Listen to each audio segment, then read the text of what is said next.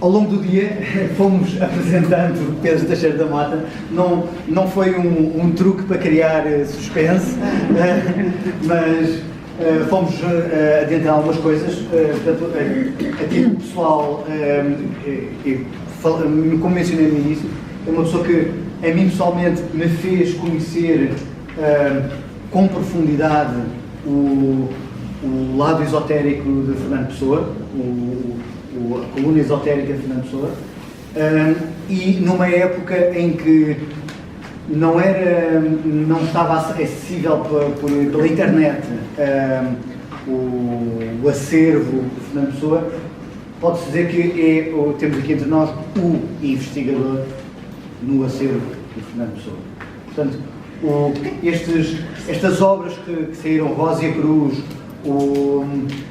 e as outras duas sobre hermetismo, a grande alma portuguesa, poesia profética mágica espiritual e oral, regras de vida, condição de iniciação. Exato.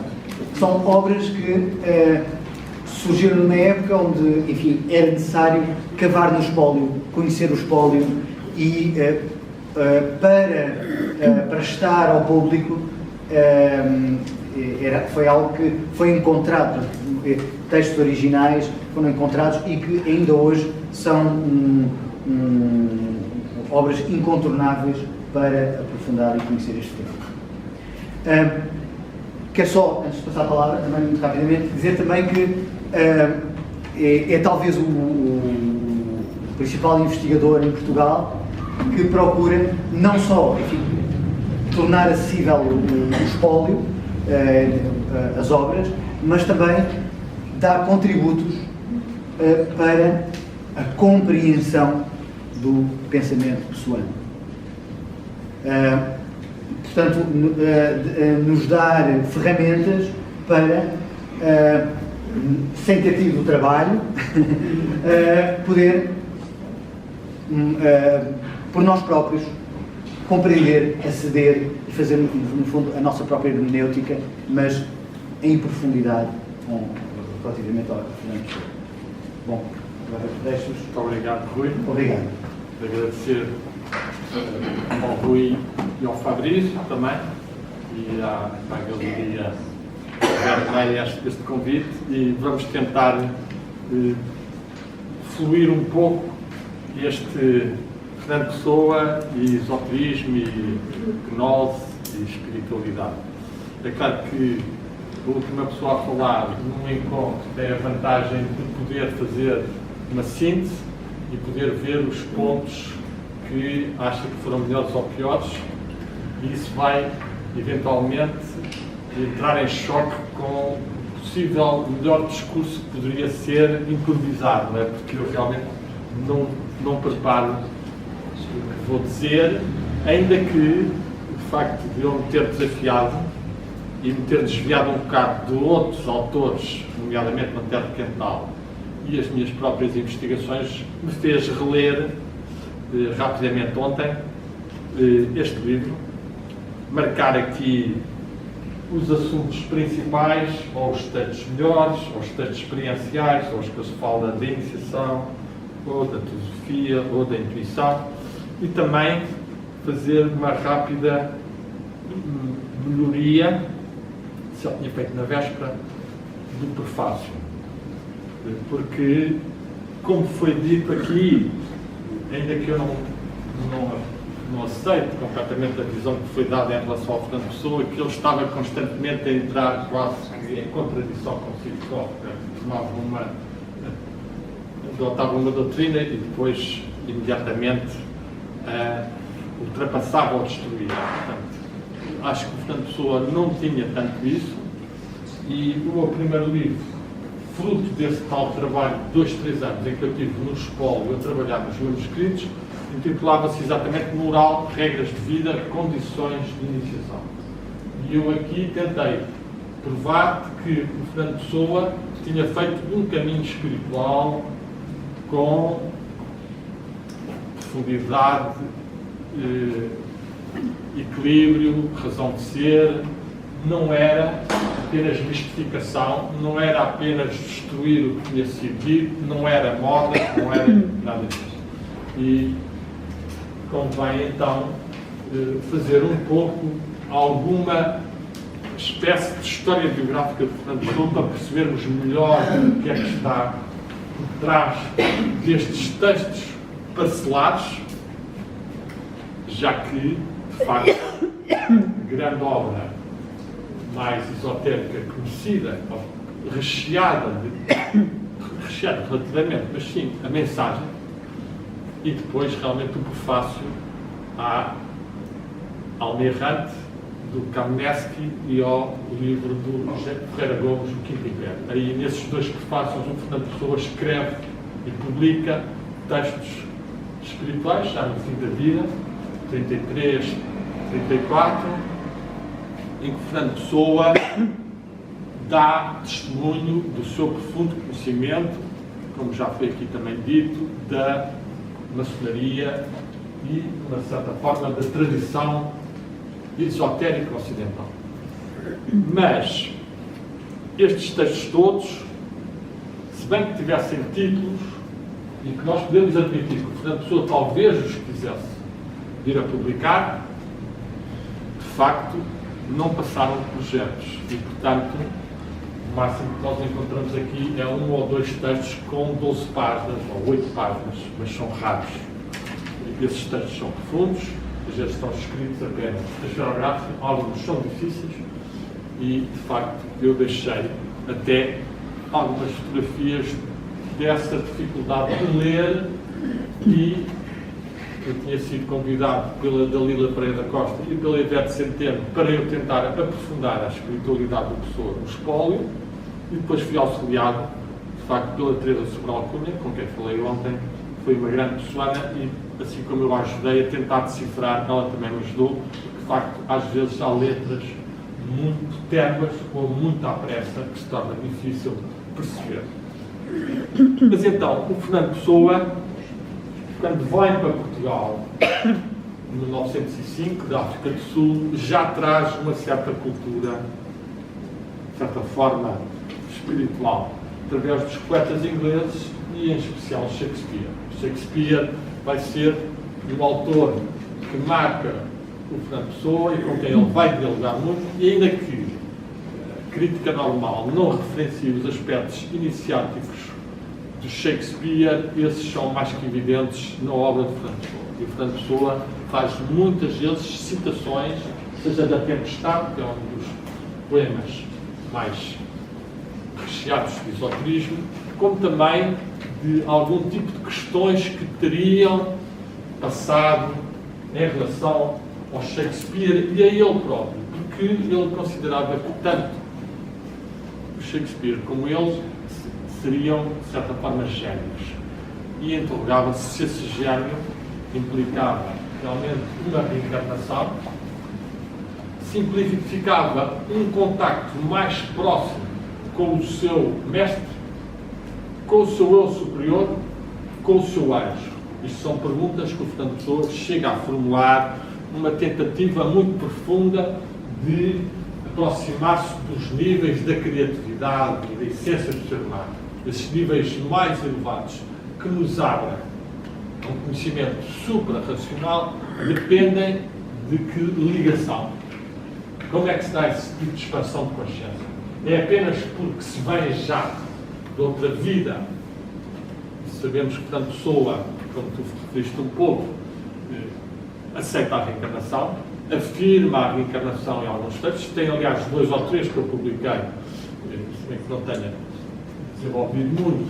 Então tem mesmo esse projeto chamado de Crisálida ou Fênix, que seria um ensaio sobre a reencarnação, e que, em mais contexto, também refere como a reencarnação faria parte dos conhecimentos antigos, mas que a Igreja não apresentou às pessoas e que depois coube à teosofia e às ordens, às altas ordens, a tal do Dandal e outras, apresentarem mais isso. E ele próprio admitiu, mais uma vez, em alguns textos e em poemas, poder ter sido um determinado ser, por exemplo, o Imperador Juliano, foi uma das hipóteses de Fernando Pessoa, o Dom Sebastião foi outra hipótese de Fernando Pessoa, questiona, tem contas, tem que ver pelas datas e pelos números que ele pode ter sido o Dom Sebastião.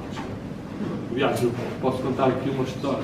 Tem anedótica, porque as minhas palestras não são anedóticas, são mais de tentar transmitir espiritualmente, mas lembro-me de eu, quando estava a publicar os textos, fiz uma conferência na Associação Waldorf, onde eu era um dos co-diretores, e cujo Correio da Manhã soube e testemunhou, e na qual eu afirmei que o Fernando Pessoa teria pensado nisso. Então foi a primeira página do Correio da Manhã, em 89, de que Fernando Pessoa teria sido a reencarnação. Investigador à luz de velas afirma que Fernando Pessoa era a reencarnação de Dom Sebastião. Era também o Vítor Mendanha, um homem que também se interessava por estes assuntos e que valorizou. Mas, de facto, estes temas não foram valorizados muito e houve mesmo, quando eu publiquei estes textos, houve quem atacasse bastante, porque a dominante era que se tratava apenas de uma espécie de jogo, uma brincadeira, ou então uma mistificação, não era uma procura séria. E eu, nesse tal livro que eu publiquei, Moral, Regras de Vida, Condições de Iniciação, provei, através de muitos textos, que havia uma progressão de uma fase do estudante universitário, quando ele veio para cá em 1905, depois está ali 2 anos na Faculdade de Letras, não se deu bem, saiu, mas lê muito, está muito na Biblioteca Nacional a ler os autores como Nietzsche, Kant, como Hegel, e tem muitas anotações sobre isto e sobre a moral, o princípio da moral. Depois tem alguns outros que já é a moral da força, mais ligados com Nietzsche, e depois, a certa altura, ele passa a escrever alguns textos sobre as condições de iniciação. As condições de iniciação, não. Primeiro, moral, regras de vida, em que ele dá, portanto, conselhos mais psicológicos, como é que uma pessoa se pode adaptar a esta sociedade, como é que pode triunfar na sua profissão, como é que deve se relacionar com as pessoas, etc. E, finalmente, publica, e eu descobri isso no Espólio, essas condições de iniciação. Eu tenho 2 textos muito importantes, eu vou lê-los já agora para dar um bocadinho a palavra ao Fernando Pessoa, num nível um bocado até elevado, que é as condições de iniciação. Ou seja, como é que a pessoa via essa famosa iniciação? Como é que qualidades é que eram necessárias para nós desenvolvermos as qualidades que nos podem dizer que nós já não somos completamente profanos, mas que já estamos no caminho. E iniciação é entrar no caminho. Entrar num caminho que não tem fim, é evidente, e que vês uma noção de mestres total, ou de iluminado, ou de... são sempre relativas, não é? Primeira condição, eu vou traduzir para inglês e para português, porque eles estão em inglês. Condições para a iniciação. Deseja ardentemente a luz, conhecendo a ti próprio nela. Deseja ardentemente a luz, conhecendo-te a ti próprio nela. Isto é uma condição realmente que está presente nas tradições espirituais. Por exemplo, na Índia chamada Muksha, a aspiração. É importante uma pessoa não ficar satisfeita com o mundo tal como nos é dado, mas tem que haver uma aspiração interior de mais conhecimento, mais ligação, mais amor, mais o que for que cada um de nós sente. Segundo, priva-te de egoísmo, vaidade e orgulho, conforme Caim, Abel e Sete, se não completamente, pelo menos no que diz respeito à iniciação. Este priva-te de egoísmo, vaidade e orgulho é, no fundo, uma espécie também de leitmotiv, é um tema que passa bastante na obra do Fernando Pessoa e com vários tipos de analogias. São os 3 inimigos da alma. a chamada carne, o mundo e o diabo. É a ignorância, a ambição e o egoísmo. Aqui, este caso, é egoísmo, vaidade e orgulho.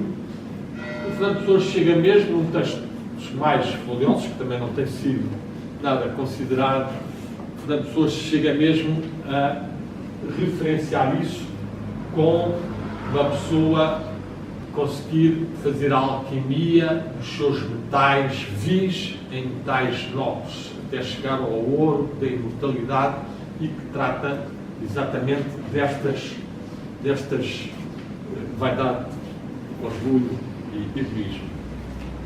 Vemos ainda no fim da sua vida, no último texto mais significativo, que é escrito em 30 de março de 1935, o famoso Testamento Autobiográfico, em que o Fernando Pessoa, depois de afirmar a sua posição religiosa, que já foi aqui um bocadinho dita pelos José Anos, em que ele se afirma a tradição gnóstica, depois afirma a sua posição iniciática, iniciar nos 3 graus menores da aparentemente extinta Ordem Templária de Portugal. Depois diz últimas recomendações, última coisa, ter sempre presente na memória o grão-mestre Jacques de Molay, que era o último grão-mestre dos Templários, e combater sempre, em toda a parte, os seus 3 inimigos, que é o fanatismo, a ignorância e a ambição. E esta continuidade de alguns temas que não se podemos chamar mitos, não são. Isto aqui, às vezes, as pessoas aproximam-se de Fernando Pessoa como se fossem mitos e mais mitos. Não. Isto são aproximações a estados e qualidades de alma que foram depois cristalizados em algumas tradições. Este, por exemplo, o mundo da carne e a diabo é uma das repetições dos ensinos do cristianismo. Não é? Temos que vencer o mundo, que é o que está fora de nós e que nos atrai. A carne é a nossa própria instintividade, e o diabo é o sermos mais do que nós próprios. Isto é uma das interpretações. O Fernando Pessoa tem aí umas 5 ou 6 diferentes na sua obra. Mas pronto, isto não tem sido aprofundado, as pessoas não ligam muito, publicam os textos, têm muitas publicações, mas não vão tentar ver esta continuidade ao longo dos anos. Portanto, desde o princípio que ele tem textos já sobre isto e que mostram, portanto, uma continuidade de uma procura e de uma realização. E que teve, de facto, certas fases. Nós podemos dizer, então, agora regressando a essa fase inicial, em que ele é estudante filósofo, filosofia, já dá alguma espiritualidade.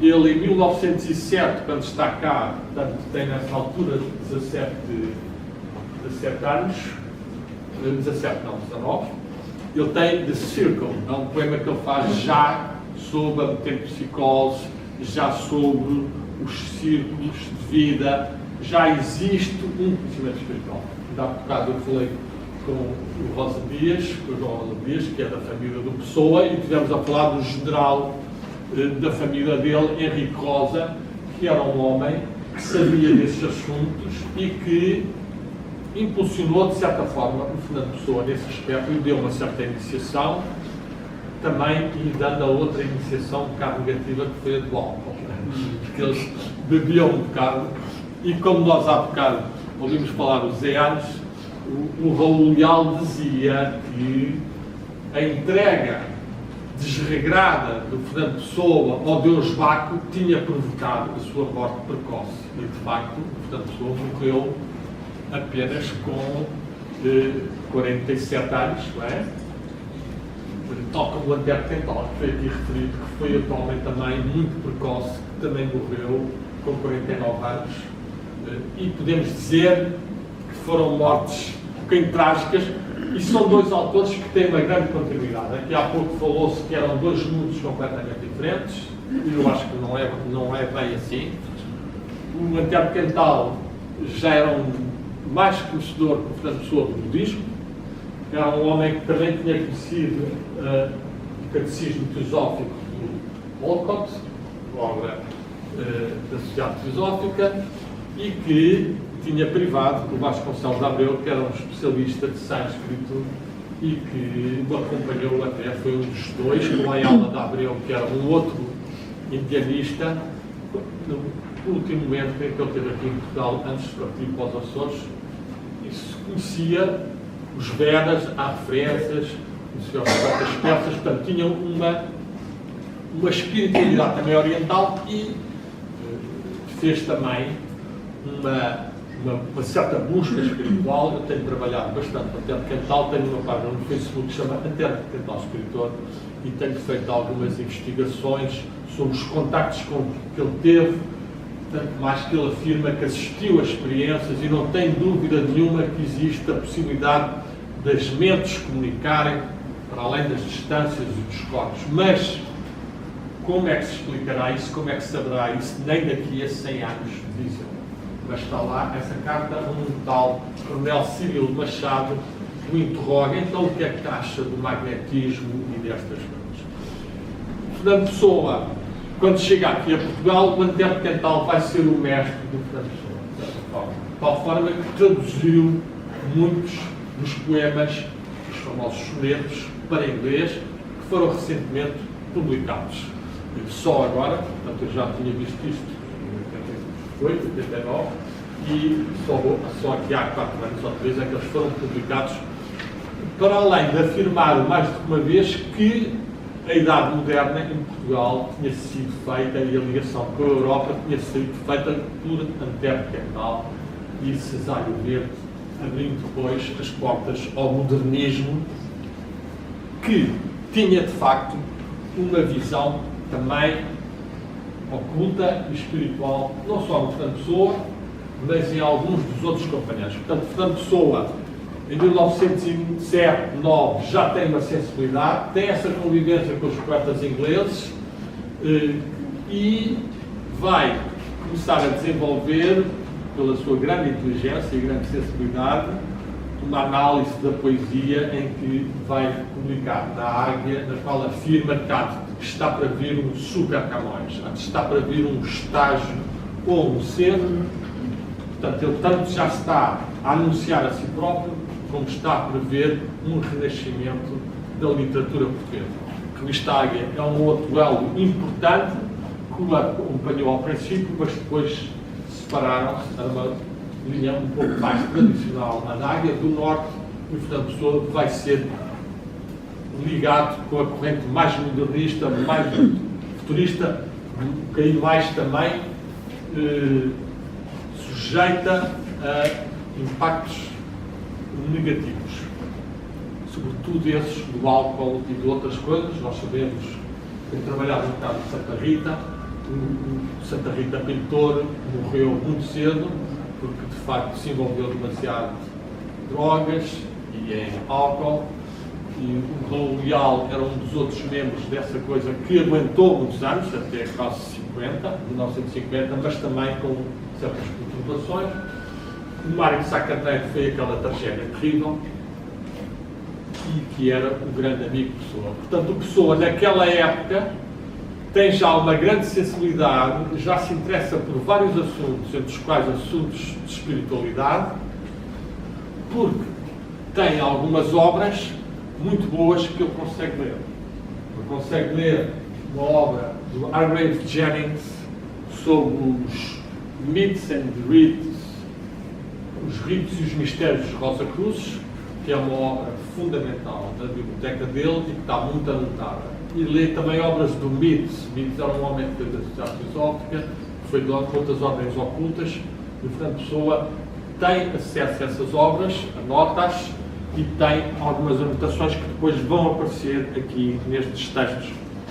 Agora, Fernando Pessoa nesta altura é um homem um bocadinho, em termos atuais, um bocadinho reacionário. Portanto, é contra o feminismo, é contra a democracia, é mesmo contra a maçonaria, é contra a filosofia, é contra isso tudo. Portanto, ele considera que todos esses são destruidores do espírito da civilização greco-romana, que é a base da civilização ocidental.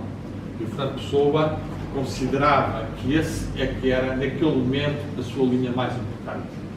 Portanto, não é bem o paganismo nesta fase, mas é as raízes do pensamento helénico, que são, de facto, o fundamento da civilização ocidental, ou eram até há pouco tempo. Não é? E com a entrada do modernismo, Fernando Pessoa abre bastante e tem também o seu desabrochado poético, e então surge Caneiro, surge Campos, cada um deles correspondendo a um elemento astrológico, cada um deles correspondendo também a certas formas de cosmovisão.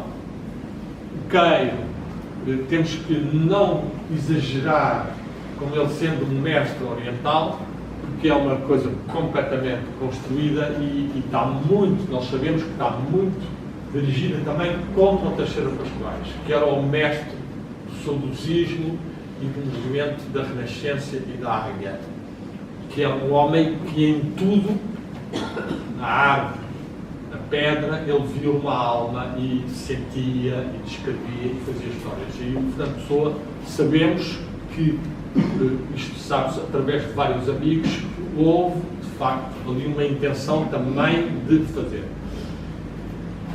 O mestre Caneiro é realmente, para o movimento que depois que ele cria à volta, que é o tal movimento pagão, é um mestre que,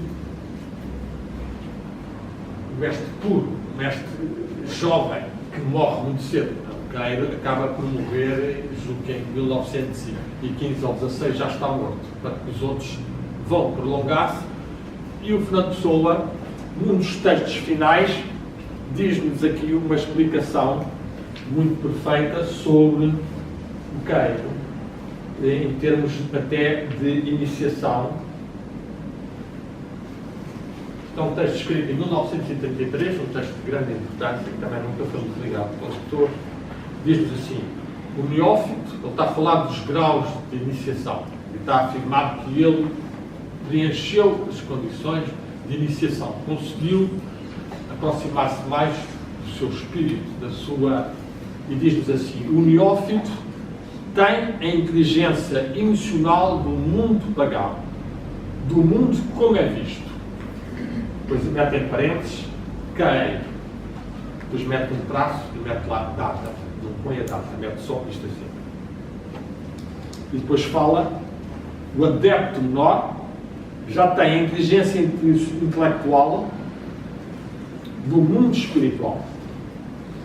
E depois fala, isto aqui, de certa forma, ele está-se a referir a quem? Está-se a referir a Ricardo Reis. Isto é uma leitura dos últimos tempos que nunca ninguém liga, ninguém faz, mas pronto, é evidente que estão aqui os heterónimos também de novo, vistos já com uma visão espiritual. Diz aqui, testes do adepto para se tornar um adepto.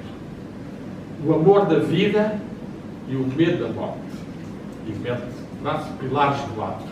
Ou seja, pela conquista do amor da vida, ele toma naturalmente como votos os testes que lhe foram postos. Pela conquista do medo da morte, ele torna-se livre de tudo. Isto aqui é claramente Ricardo Reis.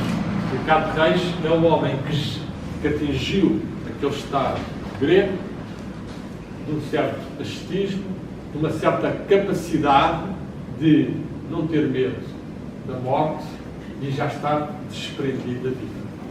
E depois, finalmente, vai para ter o último lugar, que será pela conquista da morte, ele torna-se livre de tudo. Este movimento que o Fernando Pessoa está a ter, então, por volta de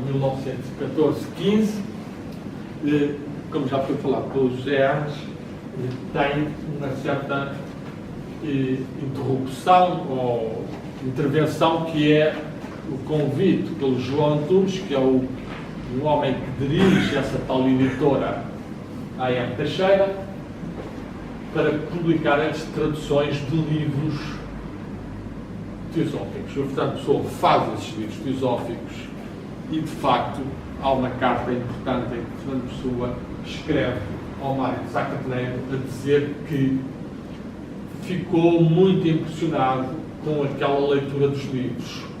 O medo que ali esteja a verdade assustou-me. Já tinha tido isto anos antes com o tal livro do Hargreaves Jackson. Portanto, isto mostra que o Fernando Pessoa já tinha experimentado esse mesmo impacto e essa mesma aspiração de que este mundo não é só esta superficialidade de um mundo físico, mas existe um mundo espiritual, existe uma vida depois da morte. Nós estamos aqui para desenvolver essa ligação com o espírito e desenvolvermos um corpo espiritual. E é então, nessa altura, que o Fernando Pessoa vai entrar em contradição com a teosofia.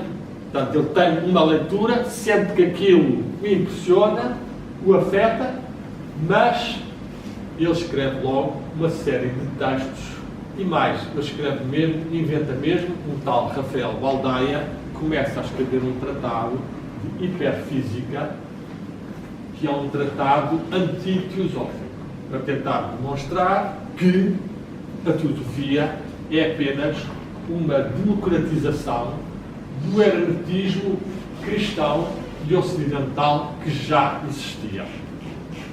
E então, nós temos muitos textos em que o Fernando Pessoa faz crítica da teosofia. Aqui tem havido algumas pessoas recentemente, e o próprio Zé Antes, que valorizam demasiado essa influência da teosofia, mas não é real. A pessoa tem poucas obras, dessas próprias que traduziu, só tem um livro lá em casa, mais uma página manuscrita, e tem mais um livro da Blavatsky, o Catecismo, e não tem realmente uma continuidade, porque acha que aquilo é demasiado superficial. E tem várias críticas. Eu posso ler aqui uma ou duas, entre as quais a própria Blavatsky.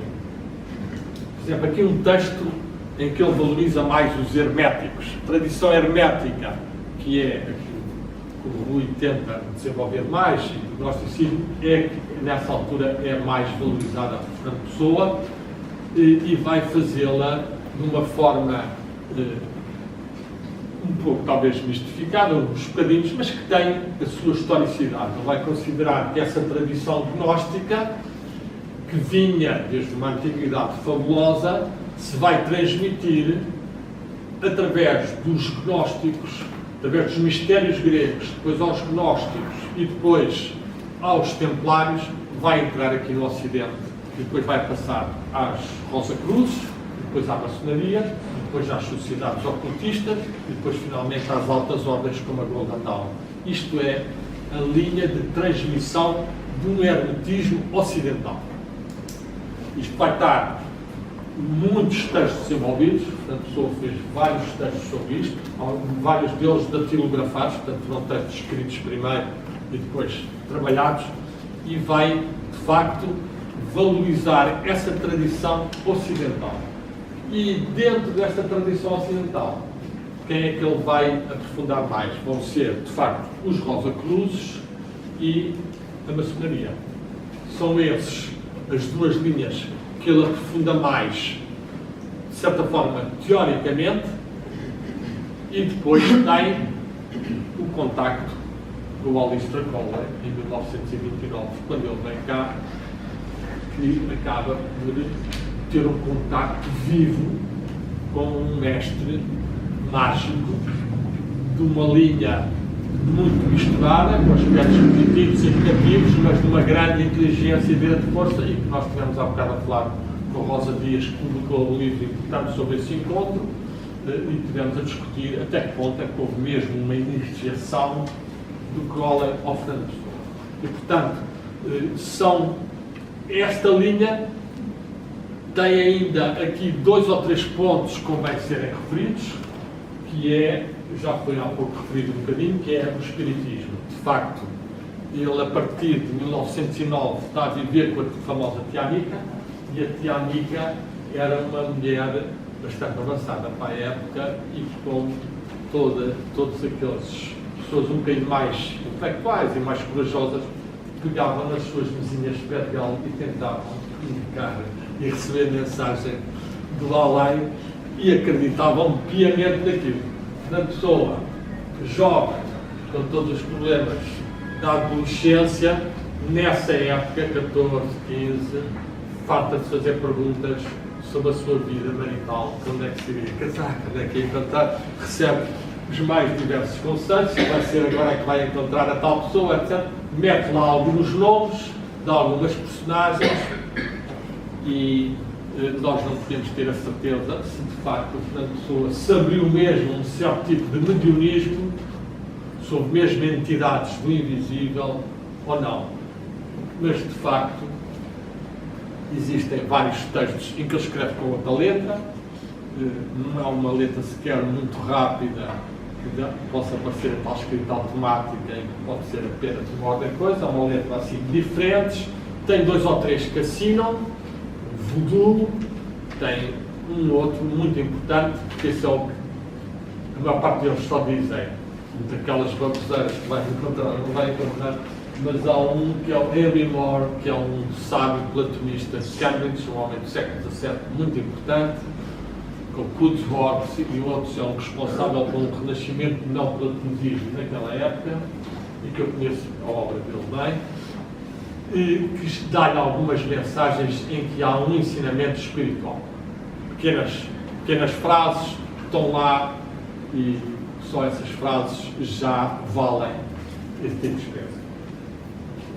Portanto, sabemos que depois, mais ou menos um ano depois ou 2, ele faz um famoso texto, Tese contra o Ocultismo, que está publicado, um texto datilografado, em que o Fernando Pessoa critica o ocultismo e o espiritismo, por estarem a vulgarizar coisas que deveriam ser reservadas para pequenos grupos de investigadores com muito cuidado e que não podem ser espalhadas muito facilmente.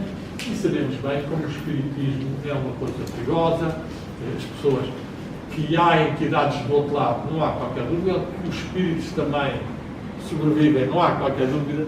Agora, que seja o Antero Quental ou essa de Queiroz que estão a escrever as cartas do Fernando Lacerda, que é um espírita escrevente daquela época e que publicou os livros, é que nós, quando as vamos ler, reparamos que a qualidade não se aproxima nada do que poderia ser o Antero Quental ou essa de Queiroz.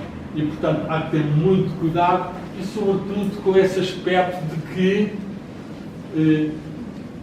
uma pessoa, ao abrir-se, é tal como o hipnotismo, a pessoa tem que ter muito cuidado, a pessoa que se deixa hipnotizar por outra pessoa, a pessoa abriu a porta a que essa outra pessoa possa, a qualquer momento, dar-lhe uma ordem e essa pessoa recebe essa ordem. Depois depende de cada um de nós se é mais fraco ou mais forte de ser influenciado.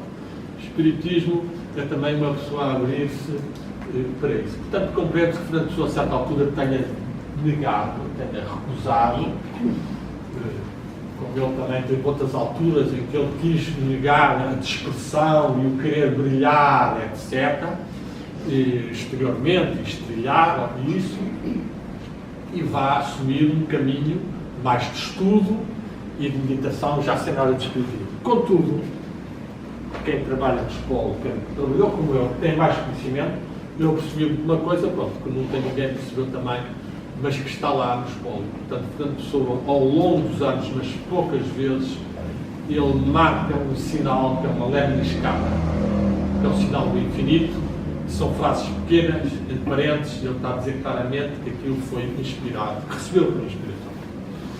Este receber por inspiração não tem que ser forçosamente mediúnico, não é? Pronto, todos nós, se uma pessoa tem uma ligação com um mestre ou com um santo, pode receber uma inspiração, e o Fernando Pessoa, mais do que uma vez, usa até essa expressão famosa templária, que também nunca ninguém percebe, ou nunca ninguém percebeu, que é o famoso hino templário, e que está muito ligado com o Fernando Pessoa, porque o Fernando Pessoa realmente afirma-se no fim da sua vida iniciar os templários dos primeiros graus. E essa frase é uma frase famosa que é: non nobis domine non nobis sed nomine tuo da gloria. que é que isto significa. Isto é um salmo, é um canto, é uma espécie de lema de Deus. Não a nós, Senhor, não a nós, mas ao teu nome, à tua vibração, à tua energia, dá a glória. Glória é outra palavra também, ligada com o doxos grego, ou o shvarnat persa, e é essa qualidade de luz.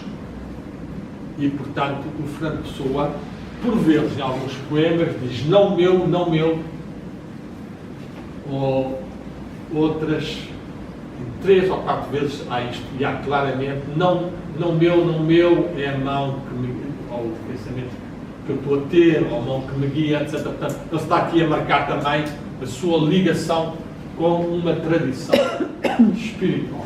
Essa tradição espiritual, nós sabemos então que ele foi atraído mais para a Rosa Cruz e para a hermética das ordens e para a maçonaria, mas ele vai concretizar isso afirmando a tal tradição espiritual portuguesa no aspecto, dando-lhe um nome que o Fernando Pessoa mais do que uma vez visita, que é a Ordem de Cristo ou a Ordem Templária de Portugal. E, portanto, há muitos textos que são assinados no começo, a Ordem de Cristo ou a Ordem Templária de Portugal, para a qual ele tem até discursos e rituais, etc. Portanto, eu também fui um assunto que eu não quis divulgar demasiado, acho que não vale a pena, já ouvi algumas publicações, etc., mas descontextualizadas, portanto não se conseguiu perceber a dimensão desse projeto quase de uma renovação de uma tradição espiritual portuguesa que teve, de facto, nesse momento dos Templários e da Ordem de Cristo, e sabemos como os Templários com a Ordem de Cristo, o Fernando Pessoa fala mais de uma vez, é a transmutação pelo emissário português, que é o rei Dom Dinis, que consegue que os Templários não sejam destruídos aqui em Portugal e se tornem na Ordem de Cristo, que vai fazer depois os descobrimentos e que vai ser o eixo em si próprio, de uma forma que o Fernando Pessoa equipara à Rosa Cruz. E vai explicar até a cruz dos Templários, a cruz da Ordem de Cristo, com o branco e o vermelho, a colocação dela do lado esquerdo. Pronto, aí há aspectos também de textos muito valiosos que, infelizmente, até agora também as pessoas não conseguiram aprofundar, nem prestar a devida atenção e até assimilar a isso como um despertar espiritual. Um dos lemas dessa ordem é um lema muito conhecido, que é o do Infante Henrique. Quem é que se lembra do lema do Infante Henrique, ou a palavra principal dele? Que está no túmulo dele, que é muito conhecido. Talent de bien faire, talento de bem fazer, esforço de bem fazer. O Fernando Pessoa diz que esse é o princípio essencial da ordem. Talent de bien faire, máxima, em especial, os atos da vida superior, os atos espirituais. Não há outras regras fundamentais. E, de facto, no fim da vida, o Fernando Pessoa, naquele famoso poema, também feito em junho, portanto, 5 meses, 4 anos de morrer, aos santos populares, o Fernando Pessoa diz São Pedro, São João e o Santo André, Santo António, São Pedro e São João. E ele diz que realmente ele é mais do que a maçonaria, é mais do que um maçom, eu sou um templar. É uma frase que o Fernando Pessoa diz mesmo. E depois antes, só que, como sabemos, este testamento autobiográfico não estava publicado, o Fernando Pessoa não o queria publicar. Aqui, de facto, dentro desta historiografia, vamos tentar dar uma visão mais integral. O Fernando Pessoa, portanto, então, em 1915, tem esse choque com a filosofia, o desenvolvimento da tradição ocidental, e tem uma carta muito importante oceânica. Essa carta de 1916, de 24/6, é uma carta muito importante porque o Fernando Pessoa mostra como ele naquela altura ainda com uma certa juventude, sem se ter dispersado demasiado, sem ter andado a dormir tão mal, a beber, etc., tinha experiência espiritual. Eu trouxe aqui um papelinho com um bocadinho dessa carta, para eu ser um bocado pior, que ele diz algumas das partes, mas eu vou dizer em que ele diz assim: há momentos em que, por exemplo, eu tenho alvoradas de visão etérica, em que vejo a aura magnética de algumas pessoas e, sobretudo, a minha ao espelho e o escuro irradiando-me das mãos. Não é alucinação, que eu vejo, outros veem, pelo menos um outro, com as qualidades destas mais desenvolvidas. Cheguei num momento feliz de visão etérica a ver na brasileira do Cozil de manhã as costelas do indivíduo através do fato da pele. Isto é que é a visão etérica em seu pleno grau. Chegarei eu a tê-la realmente, isto é mais nítida e sempre que quiser, depois passa para o segundo nível. Portanto, visão etérica, como nós sabemos, nós temos várias dimensões, portanto, a pessoa tem vários textos, alguns ligados até com a tradição Rosa Cruz, das 5 pétalas e dos 5 corpos, dos 5 níveis conscienciais: corpo físico, corpo etérico, corpo astral, corpo mental, corpo espiritual. E ele então a seguir passa assim: a visão astral está muito imperfeita, mas às vezes de noite fecho os olhos e há uma sucessão de pequenos quadros muito rápidos, muito nítidos, tão nítidos como qualquer coisa do mundo exterior. Há figuras estranhas, desenhos, sinais simbólicos. Depois ele avança para a frente.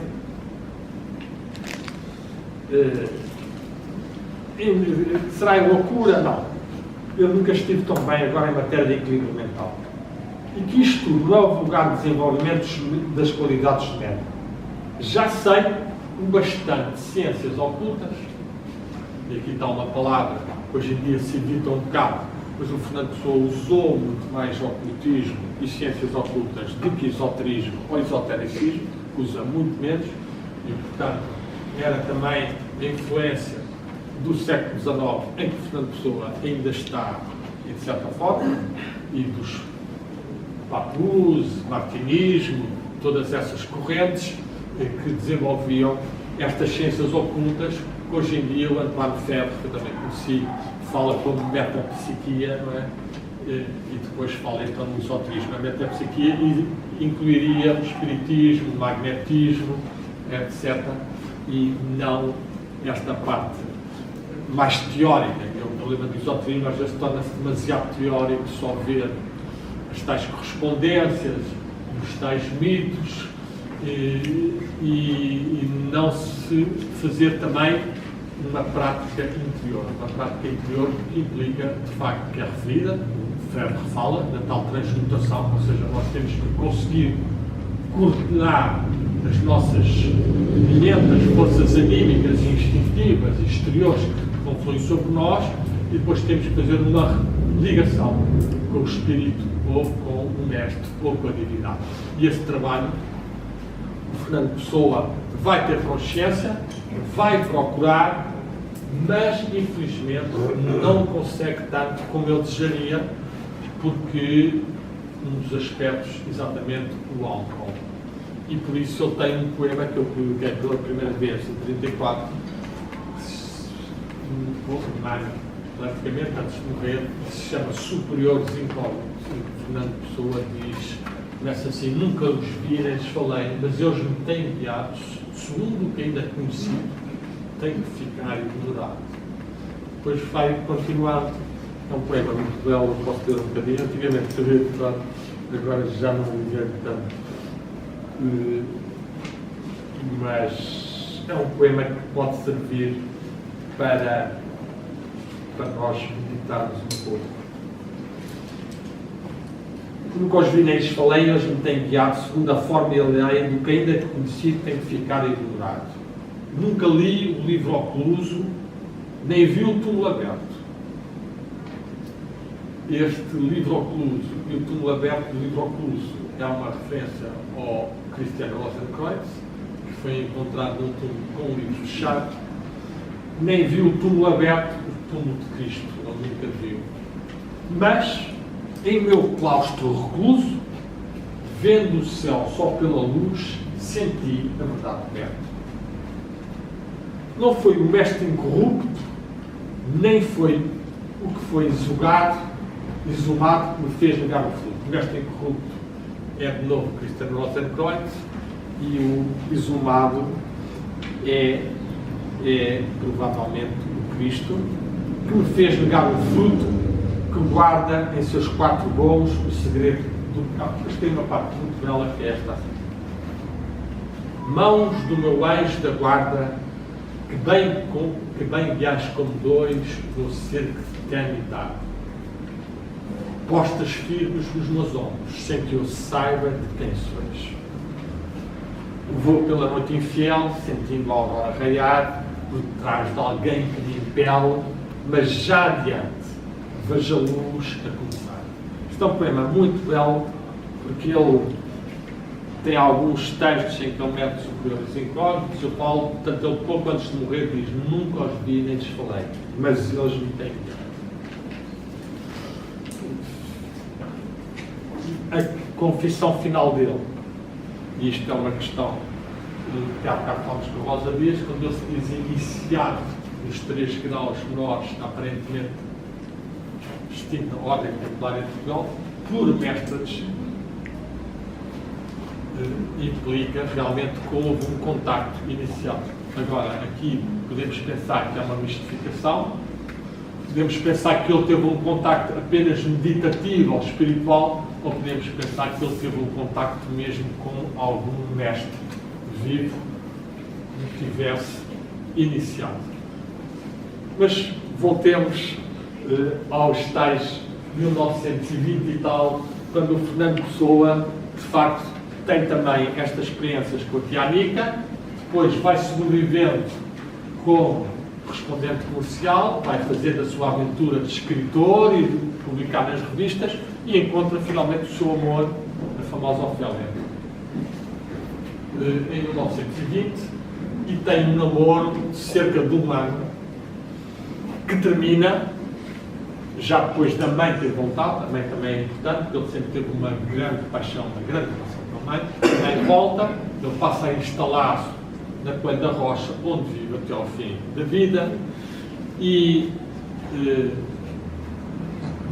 4 meses depois da mãe chegar, ele resolve separarem-se os dois, e tem essa explicação que ele dá à Ofélia. Ele diz que se separa da Ofélia porque ele tem que obedecer a mestres e a um caminho oculto que a Ofélia não pode perceber. Isto é a justificação que ele dá, que ele tem que obedecer e tem que desenvolver. Isto é em 1920. Portanto, nós podemos admitir que Fernando Pessoa, nesta altura, está ainda com uma grande força de ligação aos mundos espirituais.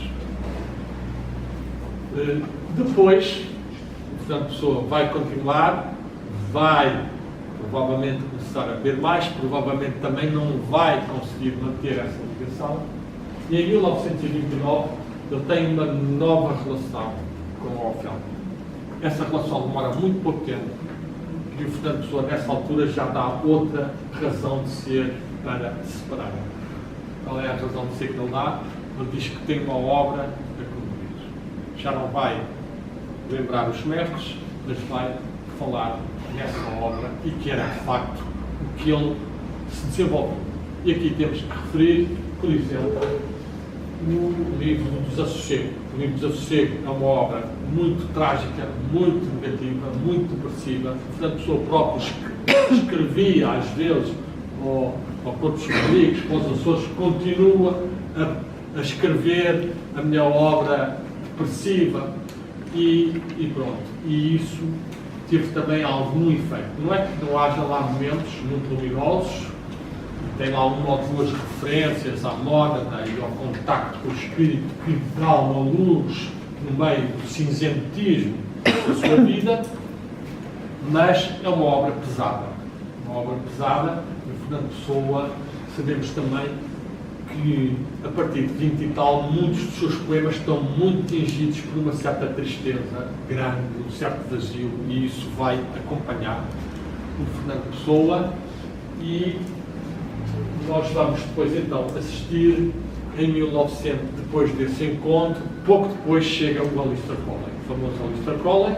Há esse acontecimento, Crowley vem cá para abrir uma sucursal, ou para conhecer o Fernando Pessoa, que tinha corrigido o horóscopo de Crowley, que tinha uns erros. Fernando Pessoa era um grande astrólogo, estudava muito e acreditava naquilo, e então houve cá algum tipo de iniciação, que pelo menos o Raul Leal teve, e provavelmente o Fernando Pessoa também teve. Rosa Dias, Miguel Rosa Dias, publicou nesse seu livro, esse documento, que eu também consultei depois, quando foi para o leilão, em que o Fernando Pessoa diz mesmo: honra ao mestre Therion por ele ter transmitido uma iniciação de não ter medo do escárnio alheio e estar indiferente, e ironia. Ele até desenvolve muito a palavra ironia nesse texto. Esse texto é muito importante e marca ali, de facto, houve ali alguma ligação com o Crowley. Crowley, que sabemos que não era uma energia também muito positiva, demasiado álcool, demasiado sexo. O Fernando Pessoa tem lá mesmo um texto que eu vi, que faço uma referência numa das publicações, em que o Fernando Pessoa escreve lá, assim na parte de baixo, em inglês: Aleister Crowley, Crowley, dois pontos, non-submission, non-bending the knees, não dobrar os joelhos, não submissão a Deus, igual magia negra. Mete lá o Fernando Pessoa. Este texto foi escrito antes de ter conhecido Crowley ou depois de ter conhecido Crowley. Não sabemos. A iniciação do Crowley pode ter sido uma iniciação ritual, que é o que o Zé Anos desenvolve, que ele veio cá, não foi para estar a iniciar outras pessoas sem grande valor, mas queria ver uma pessoa, ou a iniciação foi mais uma iniciação de força e do will, que é o famoso a lei ou a regra é fazeres o que tu queres. Era isso o princípio do telema, na tal comunidade do Aleister Crowley, que o Fernando Pessoa cita por vezes e estuda. E portanto, o Fernando Pessoa terá ganho uma força de estar um bocado mais indiferente ao que os outros diziam. Será que isso vai dar força para em 1934, 35 entrar em defesa da maçonaria e começar a atacar mais o Salazar? Não sabemos, pode estar tudo ligado, mas que é um facto em que em 1930 e tal, quando ninguém está à espera, e o José Cabral, que é o deputado da Assembleia que está a tentar passar uma lei de repressão sobre as associações secretas em Portugal, que incluía sobretudo a maçonaria, mas também, eventualmente, o espiritismo um bocadinho, o Fernando Pessoa sai à estocada a defender a liberdade de associação e a maçonaria. Ele é muito atacado por uma série de pessoas, sobretudo católicos, e eu julgo que isso aumentou bastante uma afirmação anticatólica do Fernando Pessoa. Quando o Zé aqui falou um bocadinho, quando ele diz a posição religiosa neste tal documento 35, posição religiosa cristão e gnóstico, inteiramente oposto a todas as religiões organizadas, como a Igreja Católica, ele está, de facto, não a fazer isto, como ele disse, assim, de uma forma só crítica e contraditória, mas não, é uma posição de repúdio intensificado por esse ato. Agora, de facto, ele afirma-se cristão, gnóstico, e, portanto, Fernando Pessoa, e por outros textos pouco conhecidos, que eu também tenho uma percepção que são muito importantes, Fernando Pessoa, claramente que caminhou ligado com o Cristo e com a tradição cristã. Isso não tem qualquer dúvida, não com a tradição católica, mas mais ainda, publiquei nesse livro, Poesia Mágica, portanto, espiritual, alguns pequenos poemas dirigidos a Nossa Senhora, em que ele apela a Nossa Senhora, quase a chorar. E são poemas pequenos, que realmente nunca ninguém quis dar valor, porque a pessoa, no fundo, está a rezar a Nossa Senhora no fim da vida. Ele que tinha sido um bocado crítico, eu lembro que quando estava no Espólio, tinha encontrado lá um texto a insultar um bocado